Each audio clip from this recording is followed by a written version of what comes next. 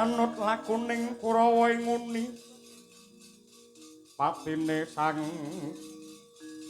Abimanyu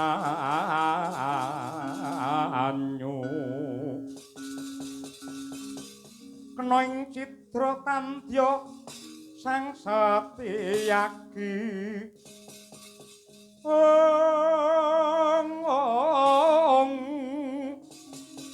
ngadeg ngambil sanjata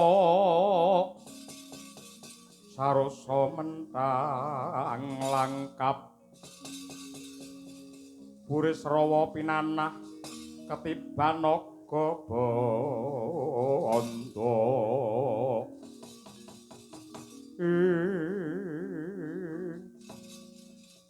kawula nuwun sewu Paman Harya Setyaki sembah pangabekti kula kunjuk Paman.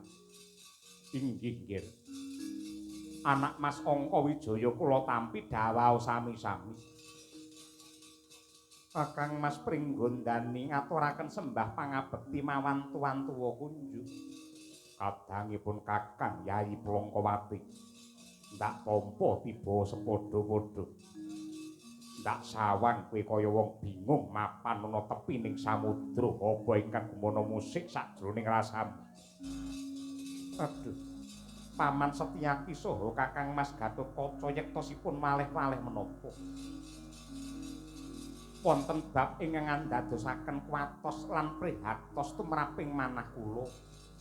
Saksampunipun kula mangertos bilih ripalungguhan samangke Kanjeng Rama Madukara Kanjeng Rama Arjuna nindakaken tapa ngambang mapan wonten ing tengahing samudra. Kinten-kinten menapa ingkang badhe dipun gayuh mongko sugengipun Kanjeng Rama menika sampun ngraosaken bagya mulya nikmat mupangat boten kirang setunggal menapa. Parandene panjenenganipun kok taksih kersa tabri tapa brata. Anak Mas Abimanyu nuwun sewu. Satriya kados ingkang Rama Raden Arjuna menika yektosipun boten namung mikolehaken diri pribadi tegesipun sugengipun menika dipun sramakaken kangge srana kamulyanipun bebrayan agung. Mongko cetha pratila bilih ripalungguhan samangke negari Ngamarta nembe ketaman tintrim. Mbok menawi menika mujudaken tanggel jawab ingkang dipun tindakaken dening Kang Rama anggenipun nyambung raos kalian Gusti ingkang Maha Kuwaos meminta marang Sih nugraning Hyang Agung supados negari Ngamarta bagya mulya tentrem kadiwinyuni. Malah yen saka panemuku Yayi Abimanyu pun Kakang lawan Siadi lan uga kabeh para putra-putra Pandhawa jemung mangku tangan. Nanging sak bisa-bisa jaga ing kiwa tengening samudra kene. Nadyanto tumindak ingkang ditindakake dening Paman Arjuna ki becik ning wong seneng ora kurang pangalembana wong cacat wong serik ora kurang panyacat kula kang mangkono kabeh kudu waspada aja nganti lena kaprayitnaning lair batin yen nganti ana menungsa sing murang tata bakal ganggu gawe anggene tapa brata Paman Arjuna ndak pundhut kanthi banget Yai Abimanyu aja mung meneng wae ayo makarti ayo jumangkat muni nggih kakang Kapang laran dena becik besok mendemo Paris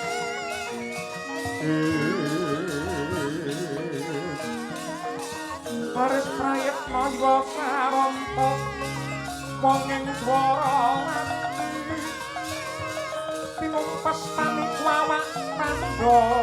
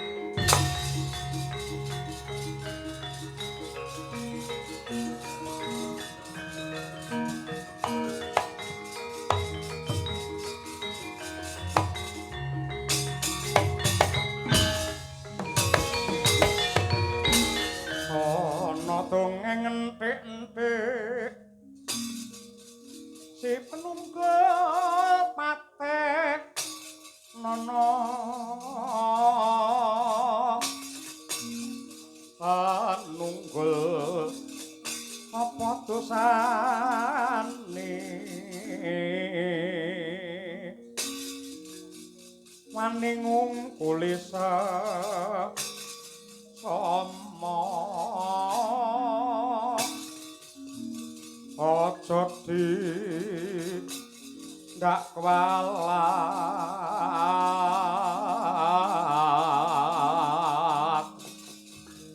lah iya bener kandamu lali sumber ngetiwasa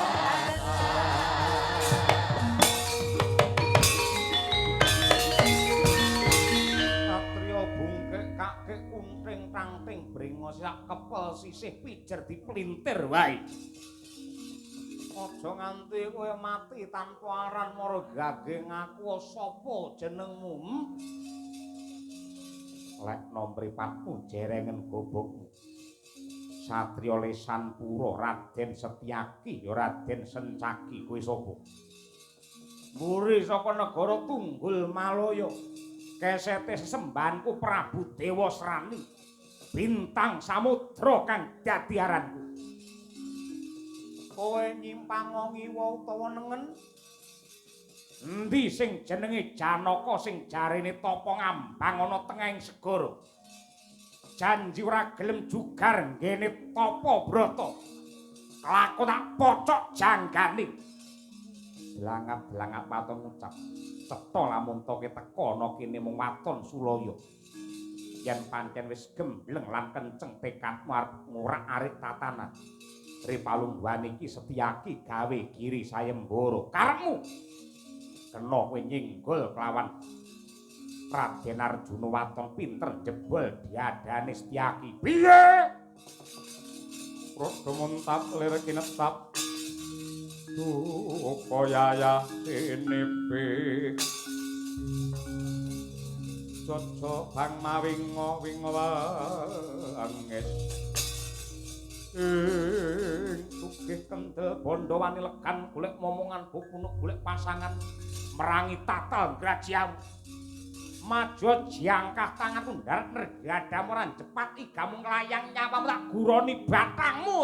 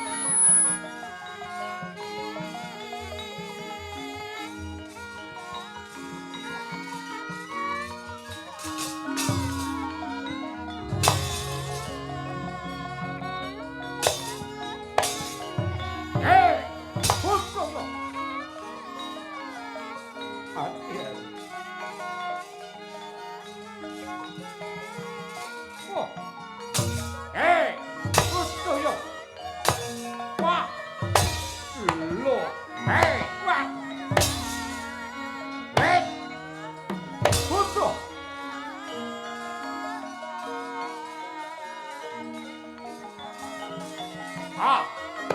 Oh. Tugel gulumu. Yo yo. Lo, ho, ah. Lo, ah, hey, hat. Lo.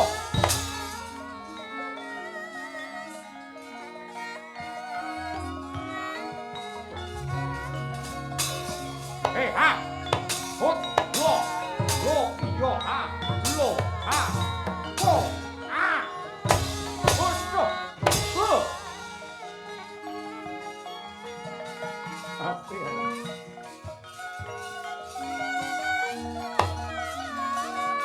Oh, jika sikil kowe gedhog teak hut we ho ho at lo ho at ho at waya hut wa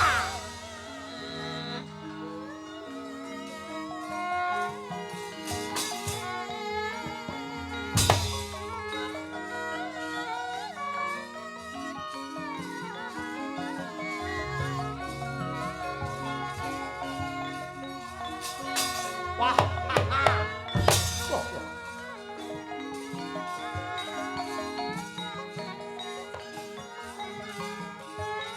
yo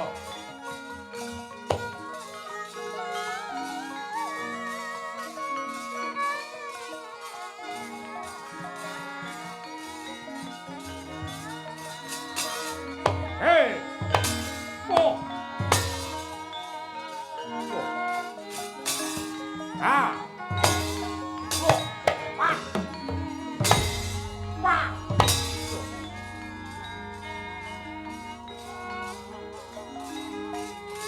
oh ho ho at lo ot at hey lo edian ho at wah wah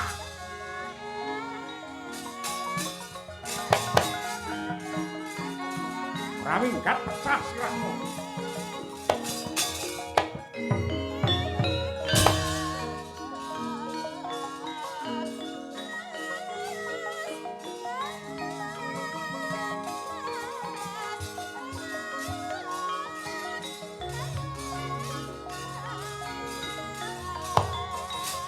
Ayo. Wo. Ah. Wah. Wo, wo, lo, ah, hey. Lo, lo, hey, lo, ah, ah. Wah, lo, lo, lo. Ho, ah, hey, lo, ah. Lo, ah, wah.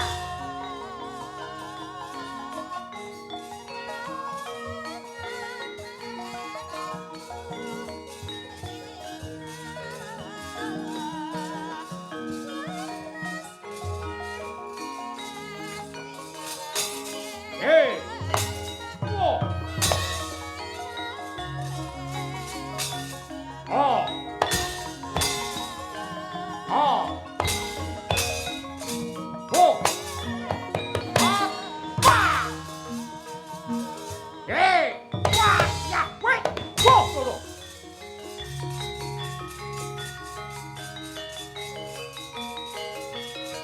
Waduh, mati ya. Wah.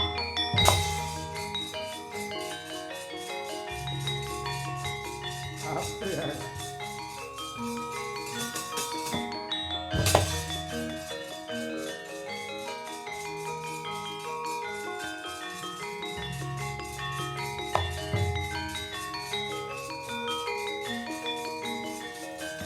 betul.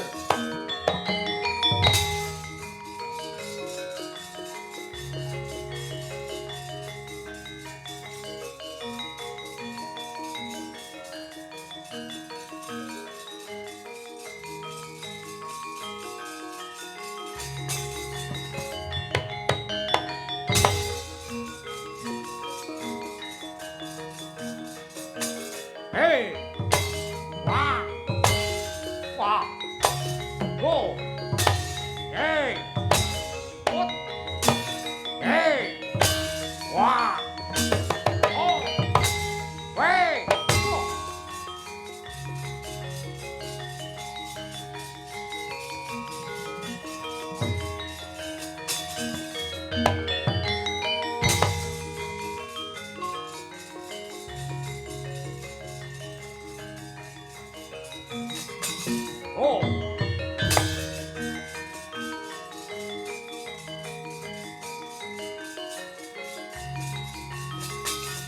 Oh. Hey. Oh. Awas. Oh. Oh. Oh. Ah. Iya. Ah. Oh. Oh. Wah. Oh.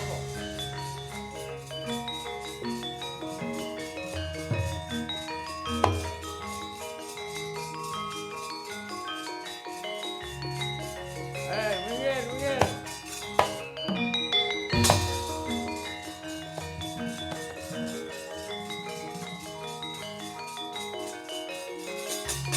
Wah. Oh. Oh. Wah. Oh. Oh. Hey, kok. Raya. Oh.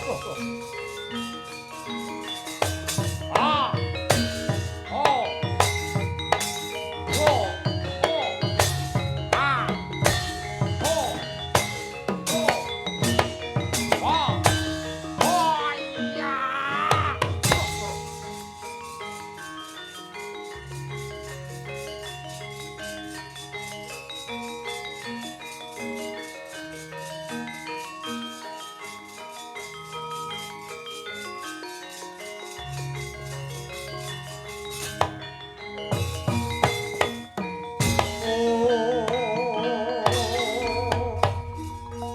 Aja sira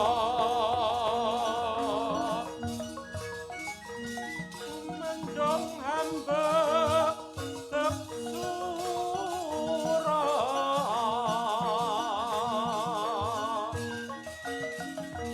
rupa suralan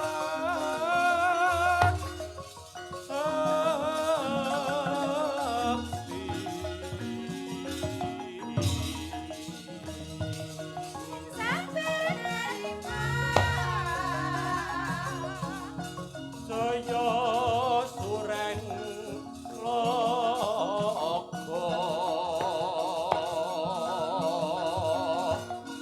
kegaman tantu momo sumingkah salwiring haji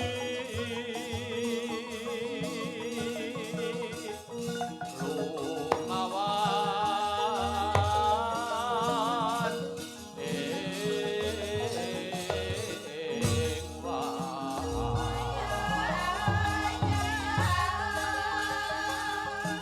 rawuh teken pati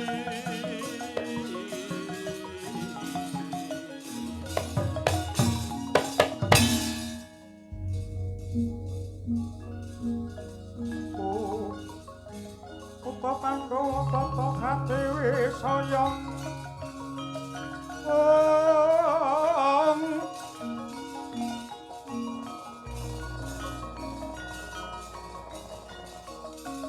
Ayo kala durmangsa tanti ngono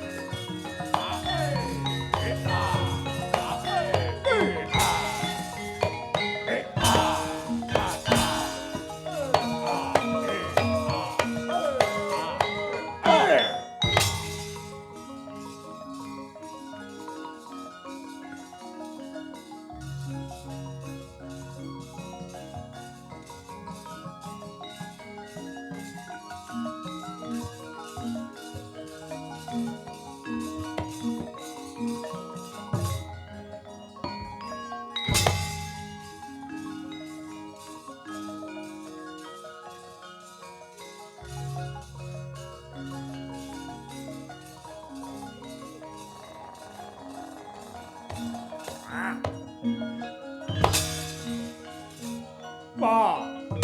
Wah. Ah. Wah.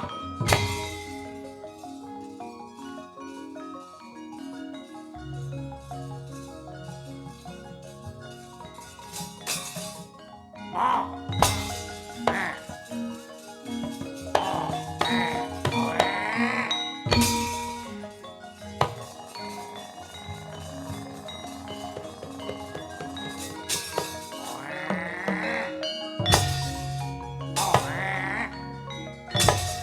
Oh. Eh.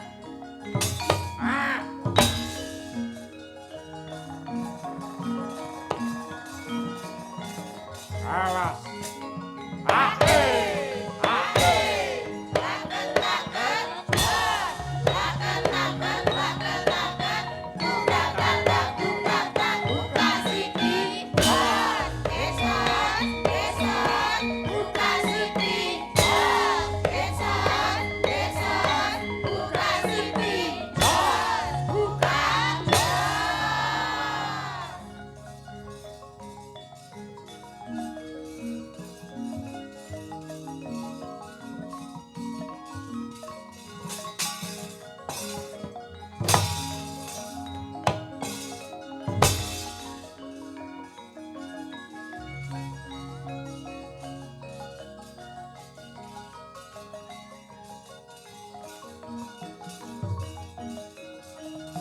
Oh, eh. Ah. Wah. Oh, eh. Wait. Dulu. Wah. Ah. Wah. Wah. Ah. Wah. Wait. Wah. Ah. Wah.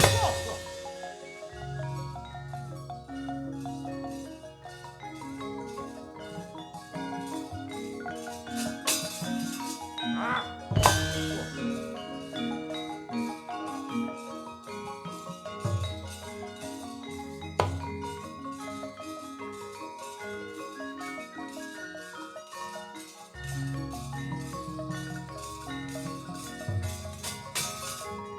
Ah. Eh. Ah. Oh.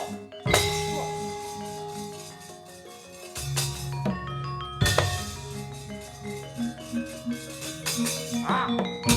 Wah. Oh. Hey. Oh.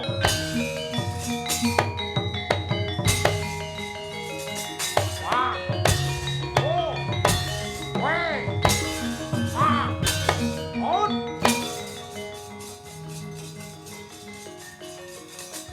Ah. Loh, loh, loh. Wah.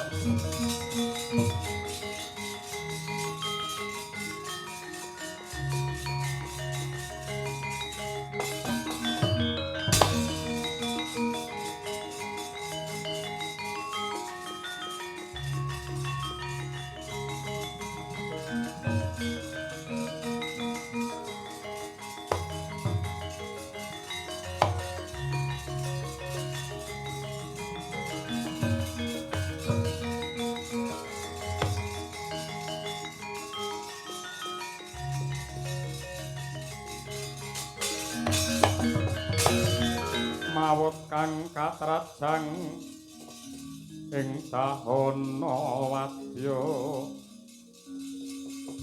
sangkep kaprabon prang kang abramarkata ing paladaran ora kena sinangga enteng kaprawirane para putra-putra Pandhawa pandegani karo Abimanyu kelawan Gatotkaca didekengi karo satriya swala bumi ya kuwi Setyaki. Yektine muspra tanpa guna ibarate rebut balung tanpa isi. Yen mung nglanggati kelawan bayi wingi sore. Nadyanta saka kaduwan tak sawang kae katon. Janaka anggene tapa ngambang ana tengahing segara. Dasare Dewa Srani wis pinaringan kadigdayan linuwih sifat kandel minangka piandel jemparing Kiai Sampar Angin. Kira-kira isih duwe daya apa ora peparinge Kanjeng Ibu Bathari Durga? Yen jemparing Sampar Angin tak tibake ana kuwandane Arjuna kira-kira mawut dadi lebu apa malah kendang kapracondang?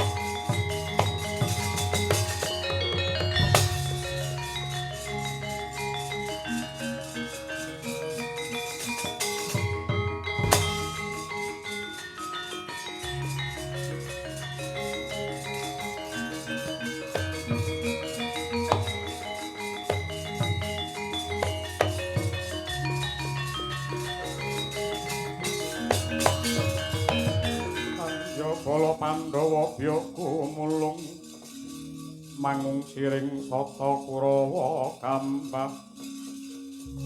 gambak pungkih srukati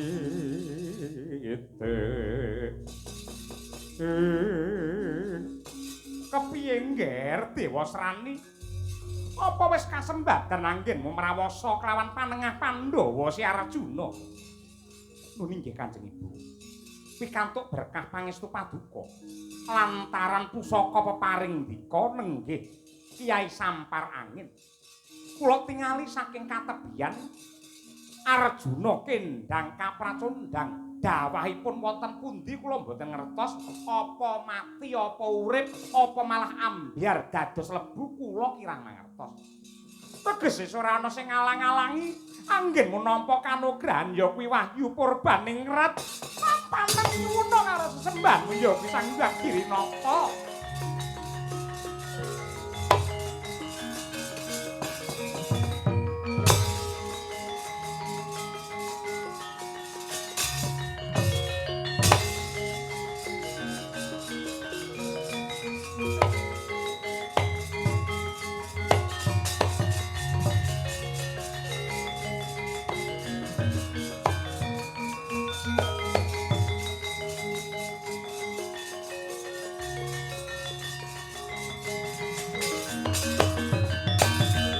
Nangkul kinempit-kempit dosa ngreknaning bawana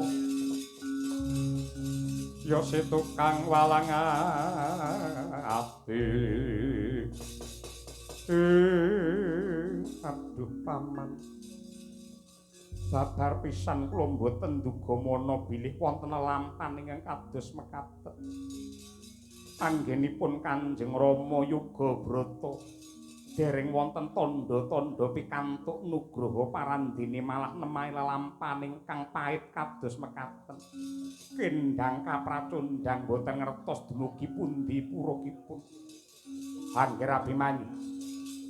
Kula suwun sampun ngantos wasumelang ing penggalih. Lelampan menika mboten badhe rampung menawi namung dipun tangisi lan dipun getuni. Paduka kagungan pepunden socaningrat oboring jagat Sinuhun Prabu Ndarawati. Bab menika prayogi dipun sara widhekaken dhumateng panjenenganipun.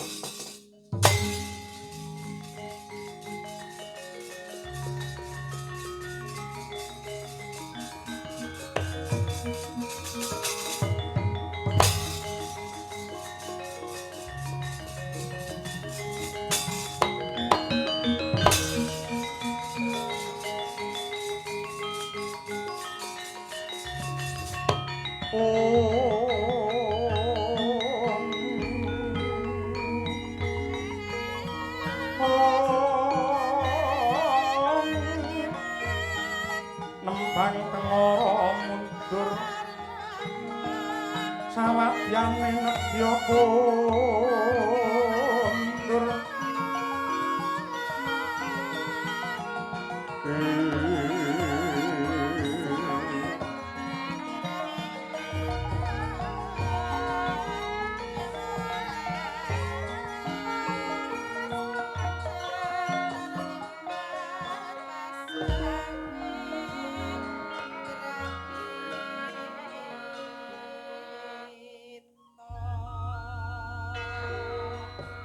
kayune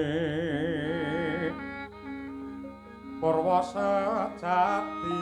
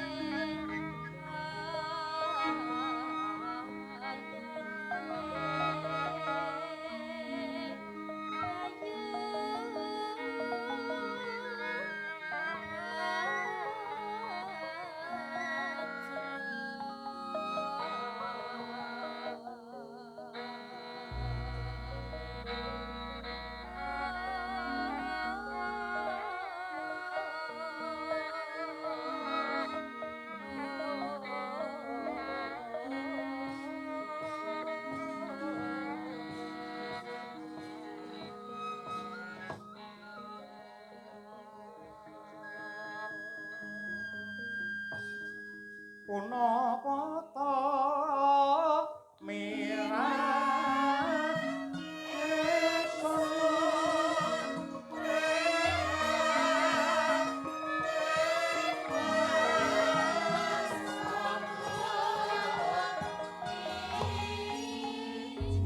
sanadyan cahyaning rembulan purnama siji parantene mrapat sunare suda ayune kaya ilang manise satemah datang kawis tingal corek ing widodari ingkang mangku Candramawa apa to darunane kaya mangku nawit kaprebawan duh kita ninggalih ing mapan wonten ing kasatriyan Madukara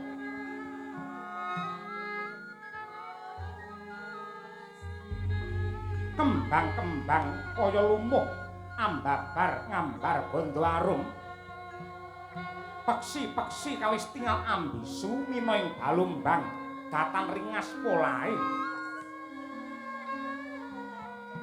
Rinasa kaya melu bela sungkawa mulat panandhange garwa Raden Arjuna nenggih Dewi Wara Subadra ingkang jegrek panyayah kaya tugu waja datan mubah datan musik hamung kendel bungkem sewu basa mangkono tanggap ing sasmita nenggih ingkang rayi Dewi Wara Srikandhi sigra nyaketi Hambudidaya ngudicara mrih lejar ingkang raka ingkang nedheng nandhang karuna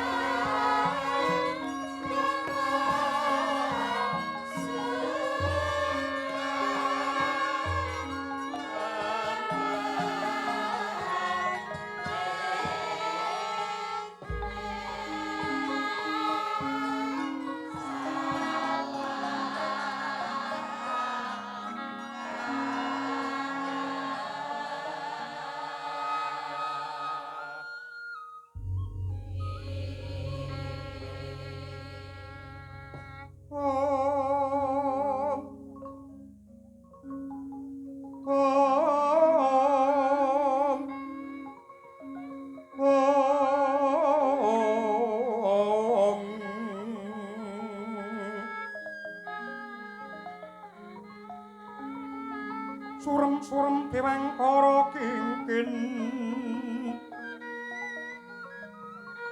lir manguswa kang layon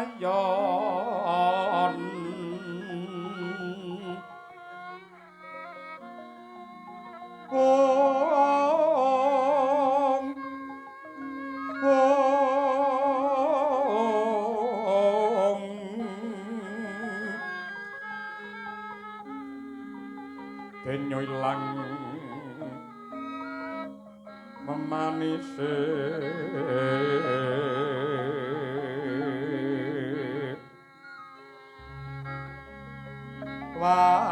wadananira ayu kumel ujan pranyo marah tani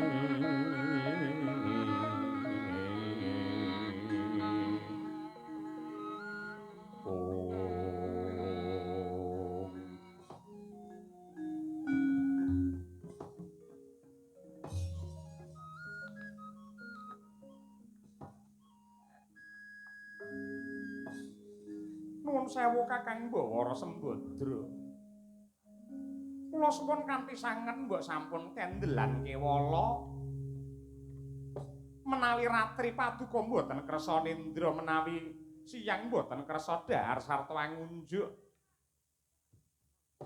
Monggo sakmangke paduka menika sampun winengku dening Pangeran Arjuna lelananging jagat. Ingkang sampun ageng sanget labuh-labetipun wonten marcapada minggahing kahiwangan. Tegesipun samangke paduka mboten namung dados wanita saudon saurupan manut pangandikanipun para pinter. Wanita menika ugi sinebut putri, ugi sinebut estri utawi wadon. Wanita tegesipun wani ditata. Wong wadon yen wis bebrayan kudu wani lan gelem ditata karo guru laki. Anggone mbangun keluarga tumuju marang kautaman lan uga kerukunane wong bebrayan. Menika wanita. Monggo kalih putri. Putri tegesipun puputri perkawis. Tiang estri kedah rampung telung perkara nenggih leladi dumateng tiang sepuh.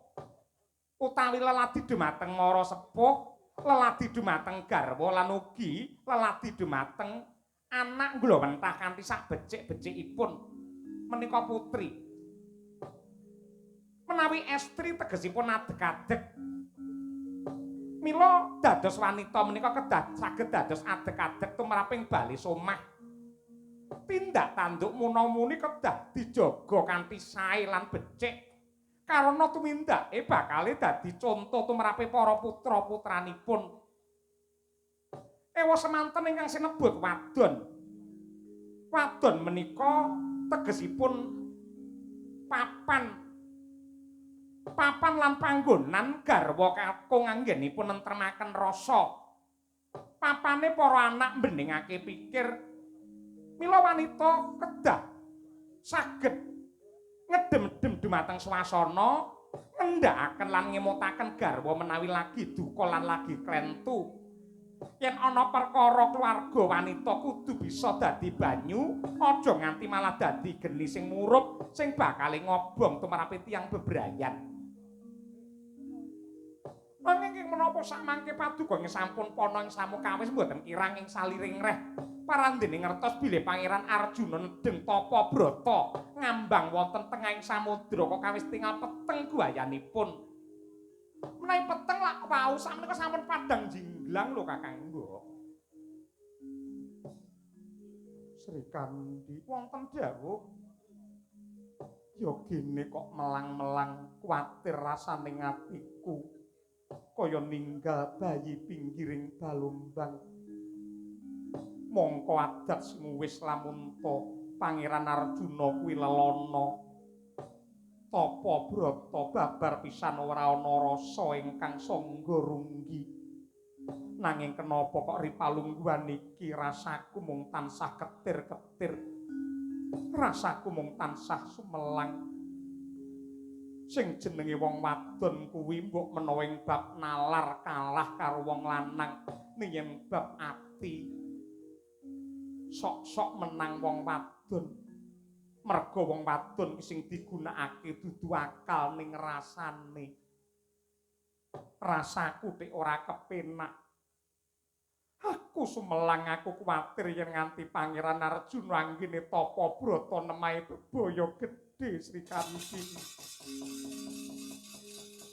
Mangancur lakuning angin gugur agraning arga kurnita rek kakiri-kiri ora bumi prakempita padula mangamba udan treswar lan lesus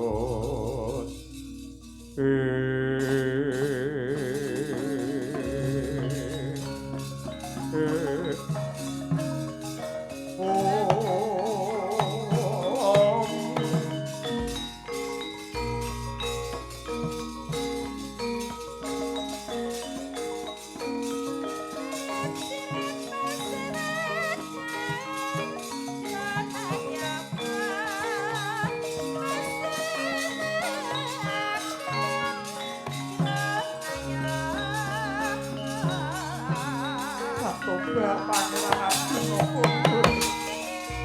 Pangeran.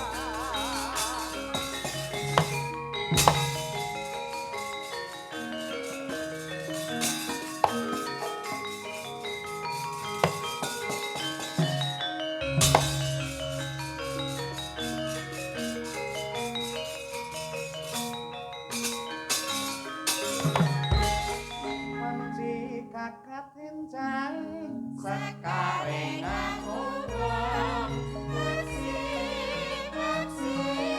Makan brata alumikan Kami beri duling Makan sari Langecine Duit dae Iku ngelah Seswa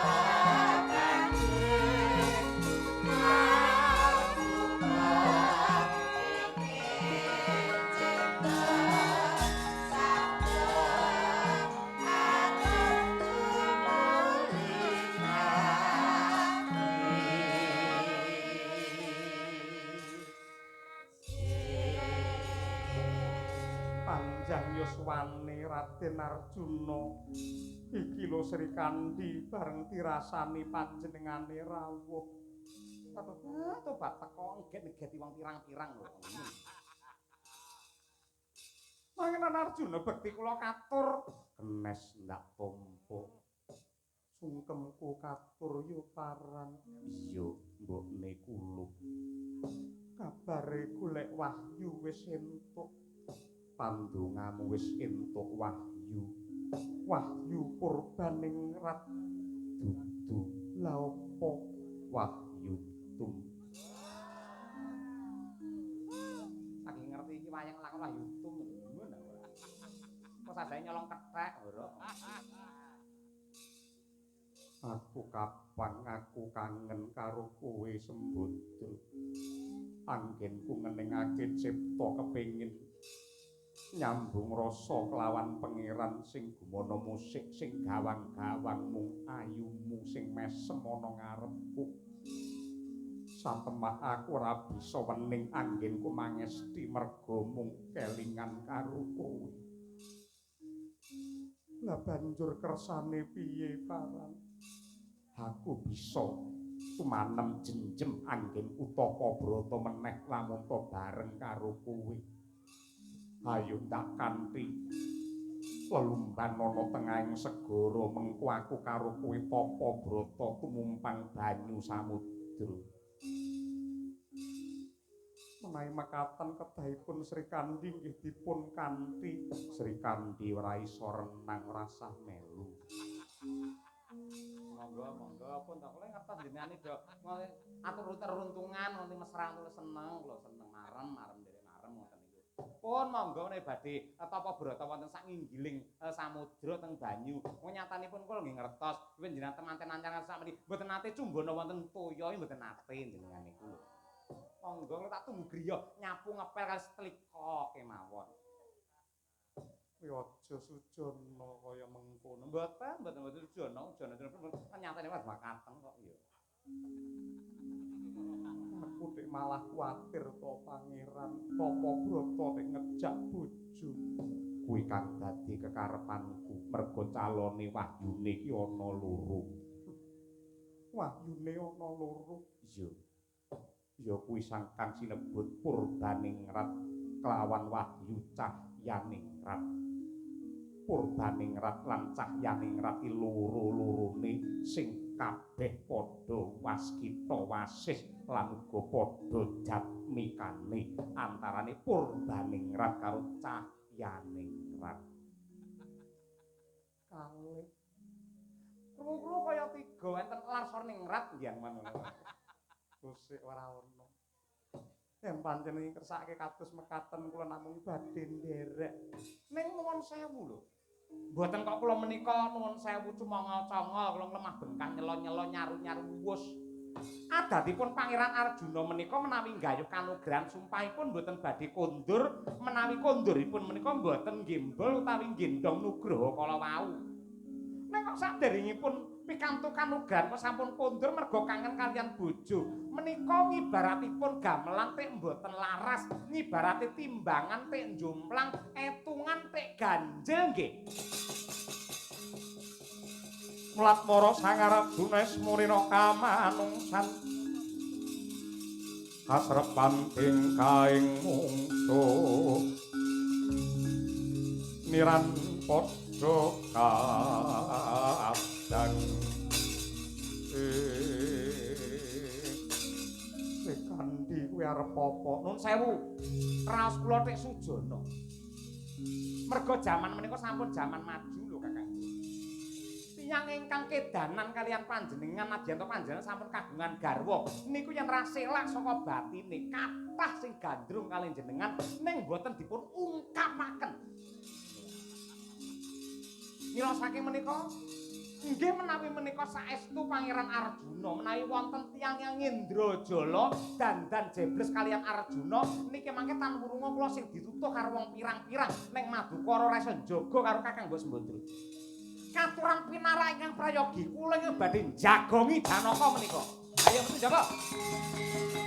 Ana apa tekaku butuhe karo Sembadra medal jawi.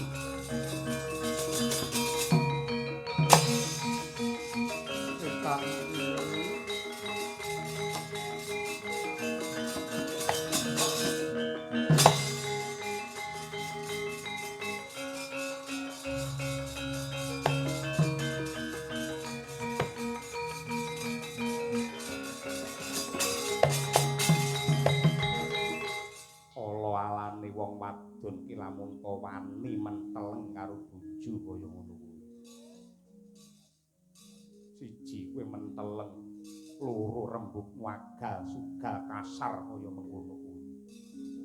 Yen ketemu bojo utawa dikapak-kapake bojo ki aja menteleng ning apike merem-meremo wae. Ning yogine kuwi malah ninggal tata krama. Pun kula mboten idem. Batin kula mboten kenging dipun colong. Amargi sajengkaripun Pangeran Arjuna kula menika nampi wujudipun jejibahan ngreksa dumateng kawilujengan wonten ing Madukara kalebet kawilujenganipun Kakang Mbok Sembadra. Nanging mripat iso nyawang aku Janaka. Iya yen Janaka sejati. Yen pancen Janaka sejati, Janaka ki kagungan pusaka sing wujude jemparing. Siji Pasopati, sing loro panah apa? Apa aku tik lali? Panah pulang pergi. Lah ngawur ya iki. Wes arep ngawur. Arep ngamu gawar kaya mengkono kuwi. Ripalungguhan ki janji ra lunga saka kene. Kelakon ana Sri Kandi wani karo kowe. Apa ya kelakon bojo wadon wani lawan Janaka. Kula mboten wani kalih janakane ning wani karo tumindake sing ora ndalan. Yen ngono jaluk ra dawa umunmu jaluk pecah sirahmu Ripalungguhani. Kula mboten wedi yen ngejak geger monggo. Kula tasih kemutan. Riyen kula nate meguru manah kalian panjenengan kula iso olah kanuragan. Menika meguru dumateng panjenengan. Nadyan kapeksa samangke kula ginakaken kangge wani kalian panjenengan mboten napa-napa. Mergi kula ngreksa dumateng kawilujenganipun Kakang Mbok Sembadra. Pun sinten sing glundung sirahe? Yen sajake jarik kon nyripeti, kula singkirke, kula tak ngangge tayek ngeten mawon. Wes yen kula begagah ndupak dodo sampeyan ora geblak guroni batange. Wong wadon piye? Minggat piye?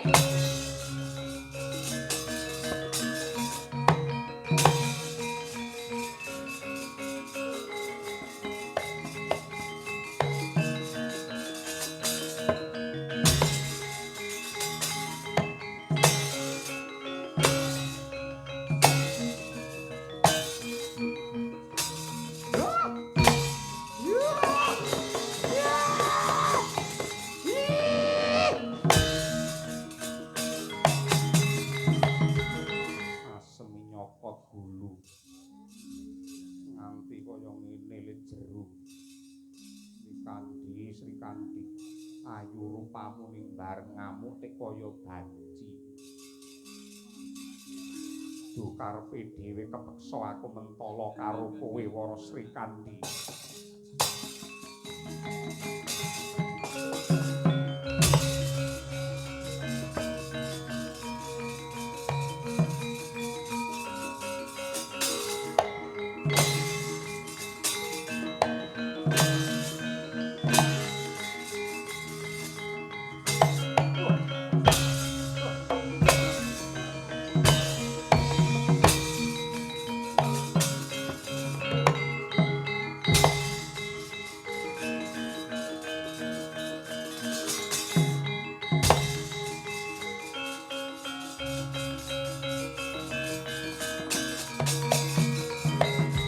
Ageng Dewa Debya pintu lurinukmi kadeng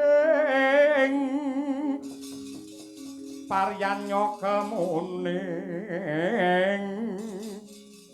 Kang Trisula pangga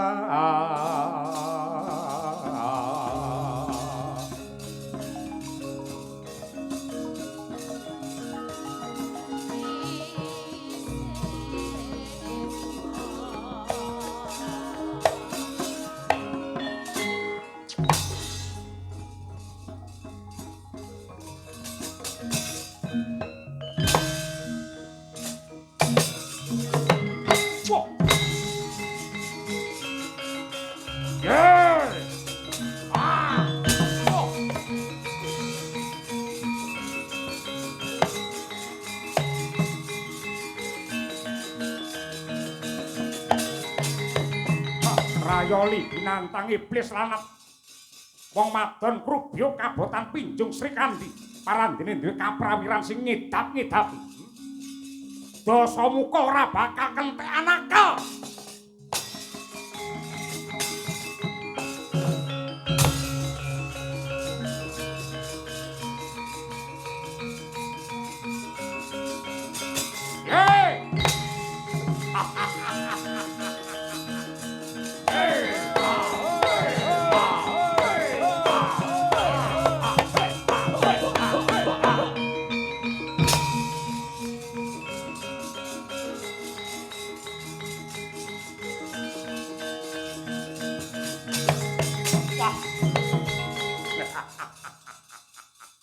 mencorong kaya masih mangkling bola bali titi sing widawati ayune sundul langit pucuk rambut nganti jempol sikil ora nek gethek cirine neng kene sing ana wong Dasamuka ora ana sing ngalang-alang tak bradap tak colong aku sing bakal ngokop maduning katresnan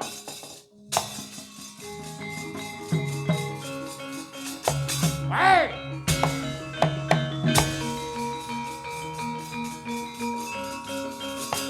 Hey! Ah! Ah! Oh! Ah! Hey!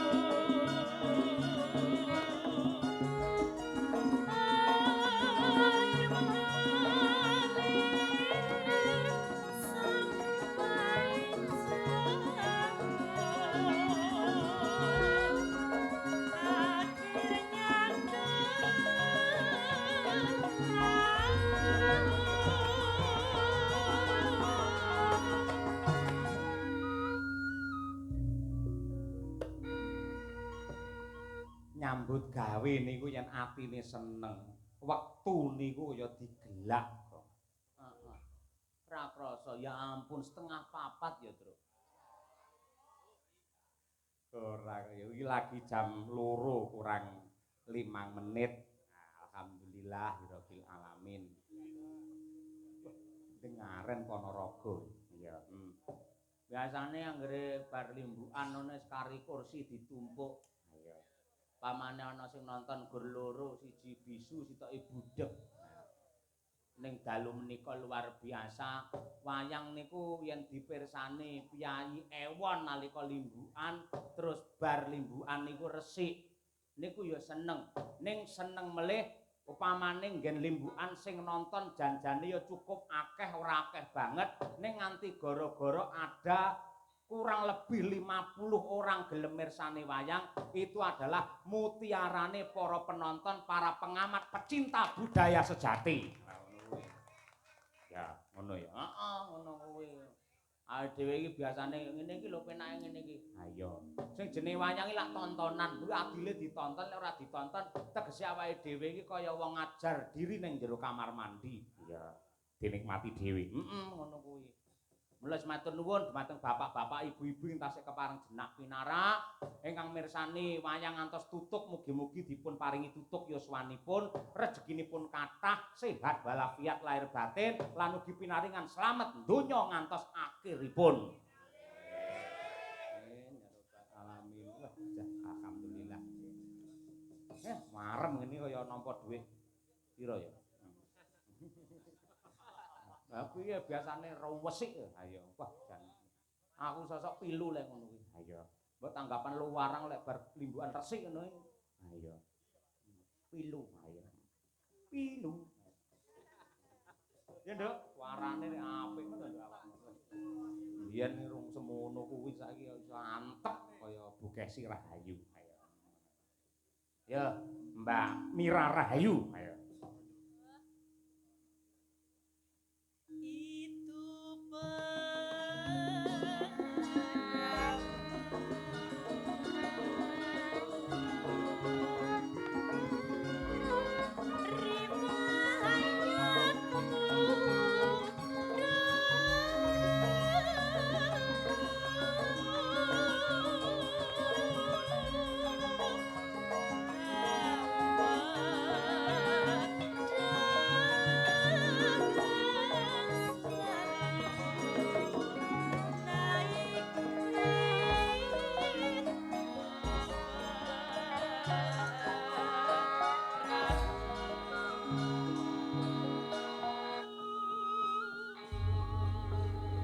Merga ya ngene ya, Truk, sing jenenge seniman dalang ki sing intisarine ki lak ya kejaba lucon, lagon, lakon. Iya.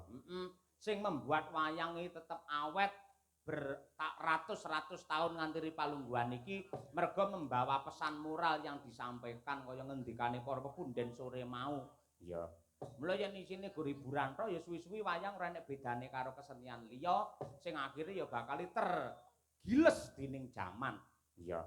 Mula ya sak gaduhing nalar sak kadaring laku, mbuh kaya apa kualitase, mbuh kaya apa wujude, presentasi antarane guyonan, hiburan karo lakon ya aja nganti njomplange kenemenen. Ngono. Ya, ngono kuwi. Saya-saya kaya kowe iki wis dipercaya. Nadyan P3K iki calonmu dosen kuwi. P3K. Ngono kuwi. PKK. Wis to, ora.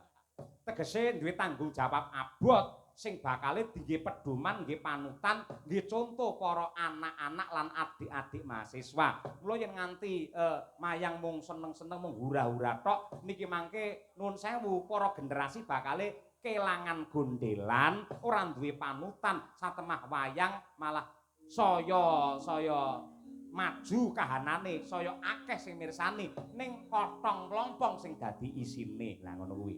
Iya. Nggih, ngoten niku. Dadi ya lek iso ora mung ngoyak payu ning mutune kudu tetep terjaga ya, Tru. Sak bisa-bisa ngono kuwi. Nano. Wah, sesuk le nampa akeh dhewe nek ket sore ra nembang. Monggo istriku tersayang. Nah, iya, Jan. piyayi saya tambah umur kok saya cantik, saya ayu, Lah, ngono kuwi lho Jan. Angel golek-golekane ngono kuwi. Tur anggere sing lanang mayang mriki goleke sinden sing cantik-cantik ngono kuwi. Lah dhek iki pamane gampang cemburu mriki goleke sing kene iki sing luwemu tuwek ngono kuwi. Bukesi ora golek sing ayu. Banding sing ayu dhewe Birgita. Ayo tur ya geleman. Ayo. Gelem ya to. Gelem nembang apa-apa ngono kuwi lho. Ora nampik milih kon klasik ya oke. Kon apa gending-gending bangsane budeng-budeng ya siap. Modern ya oke. Ayo. Budeng-budeng. Ayo ngono kuwi. Ngono apik Bukesi iki. Lah, lek jenenge sinden ki kaya Bukesi iki lak ora pengen eksis terus. Lah Bukesi ngerti mesti iki bakale gentenan. Iya ta? Heeh. Di era 90-an pancen Bukesi kuwi nyekel tenan. Dalange sapa wae lek ora bintang tamune Bukesi ngono ora marem. Iya, Ning mergo terus palakrama karo aku, tak rabi mung nyindeni aku tok, otomatis memberi kesempatan karo sinden utawa bintang liyane do muncul. Mbak Lucy muncul, terus Mbak Wiwit Widayati kayak muncul, terus apa iki jenenge Elisa Urcarus Alaso muncul, Niken Salindri muncul. Sapa? Mbak Lucy muncul, ya toh. Terus sapa iki Niken Salindri muncul, Wiwit Widayati muncul. Tek kaya nek sing kurang ya, Tru. Iya kowe. Walen kowe senengamu ora. Memberi kesempatan klebu dalang ya gentenan. Saiki aku lagi dipercaya ditresnani. Ning berapa puluh tahun yang akan datang mesti ya gentian. Biyen Pak Nom Surata nglerek ning Pak Warsino, Pak Purbo nglerek ning awake dhewe nglerek ning Mas Akbar, ning Mas Nanda lan uga dalang liya-liyane. Awake dhewe mung kari nyurung saka mburi ngono kuwi. Heeh. Tipe-tipe. Ya ngono kuwi. Yo Bukesi yo. Nah, sinom. Pancen urip kuwi Pak Dalang. Pancen urip iku Pak Dalang. Jenengan leres ngendikanipun Pak Dalang. Pancen wong urip niku cakra magilingan. Wah iya. Kaya iki lho, ban bunder kae. Cakra iku lek bunder kan. Heeh. Dadi giling ngene iki, ora mungkin wong iki posisine selalu di atas. Kadang kita di samping, kadang kita di bawah. Nah, yen posisine awake dhewe pas ning samping kono, ning sudut kono, ya awake dhewe kudu nrimo, ning pojok kono ya kudu nrimo. Ning awake dhewe tetep duwe gegayuhan sing luhur, ya kuwi tetep ngrembakake nguri-nguri lan ngurip-ngurip kabudayan tinggalane Mbah Buyute awake dhewe kang endah iki jenenge wayang kulit lan gamelan. Tepuk tangan untuk Bukesi Rai. Iya dong, kan istrinya Pak Cahya Kun tadi. Wah iya luar biasa. Kayak penontonnya adik-adik sik nom-nom kok ning kono akeh. Sing sepuh-sepuh nggih tasik kata. Tasik seneng kalih wayang nggih Bapak Ibu. Tenan to? Semelang kula ngenteni durpres, mboten enten niki. Mboten enten iki durpres. Durpres ora iki. Monggo Bukesi. Iya apa? Nonano? Nggih.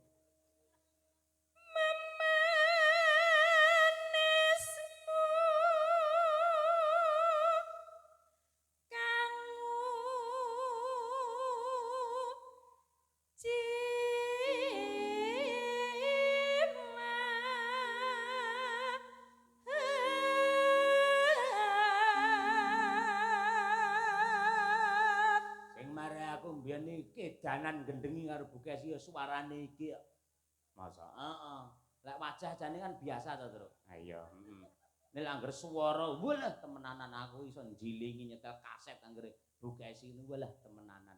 Aku mbiyene salat ora iso khusyuk nek ora nyetel suarane Bukesi. Iya. Antri kaya kuwi sesat lek iki sesat kuwi kaya ngono iki kleru. Antri kaya ngono kuwi. Lah piye lek ora ngono kelingan reno-reno. Ha iya. Monggo Bukesi. Agawe rucite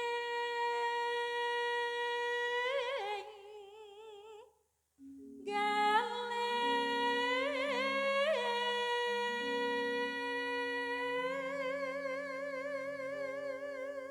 semeleh niku lak sak menika Bukesi lek riyen niku ku lho tenan galak suarane. Sopo sing ngomong?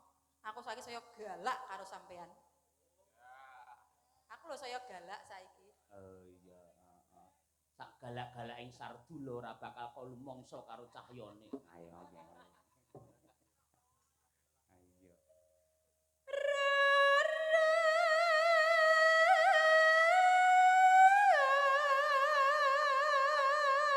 Bronto.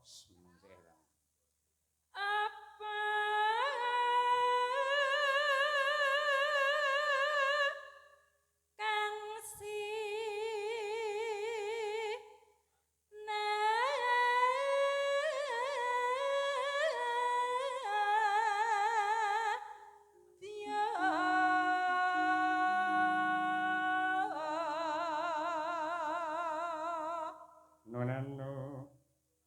Upama mundut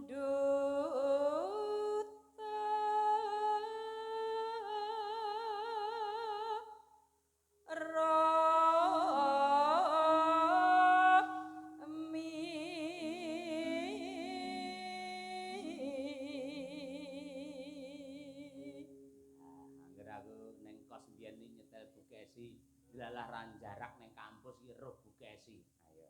Ngangge kaos kae terus dhek nggen celanane jin nggen apa nggen dengkul dibolong ngono kae. Zaman semono heeh, rambutnya dikelabang terus ngangge apa kae kawulu kae, anti-anti kawulu. Mlaku ngono taktik waduh. Tak kesi, apa Dik? Menaku iso kaya ceblok jantungku mbiyen kuwi. Saya ngono. kuwi mbiyen kuwi mbiyen. Lah saiki kaya ngopo rasane? Ya wis ceblok wis kok tampani nok jantungku ya. Ajake yo Pak Gareng. Kamu kok ora percaya? Lho. Kapan to aku iki ora goro?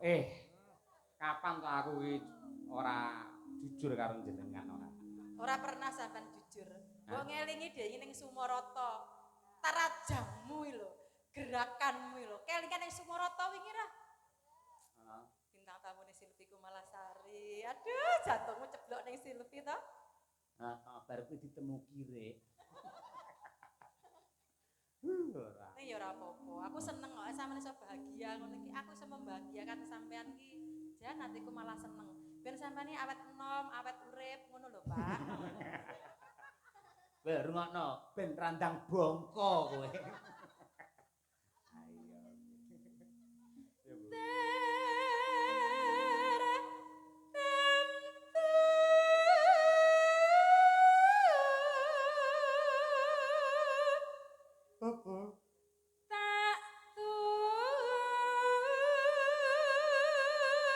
Awas, awas.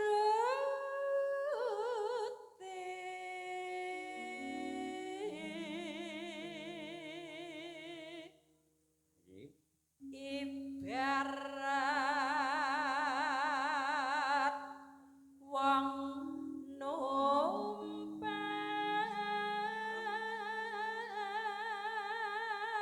Ayo, Bu.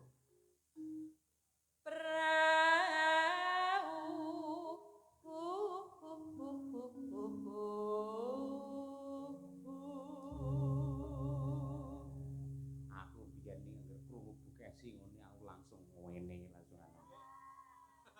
Astagfirullahaladzim suarane kayak apike kaya ngono. Ya Allah, mugi panjenengan paring jodoh kula wanita ingkang kados Bukesi. Jebul ora mung kados entuk Bukesi tenan. Wis anugrah. Seneng topo, seneng tirakat, poso Senin Kamis ra nate kendhat. Ayo. Anggere isuk setengah telu ya wis dhek ngendi tahajud. Ayo. Bar tahajud 12 subuhan pirang rakaat? 10 rakaat. Kok akeh men karo nggih sesuk. Ayo. Ya pancen sampean iki kudu ditapani karo wong wedok. Yen wong wedok nggih ngeten nggih Pak Dalang. Di bojo dalang kondang, laris, ganteng kuwi sanggane abot lho Bapak Ibu. Sanggan gender. Sanggane kuwi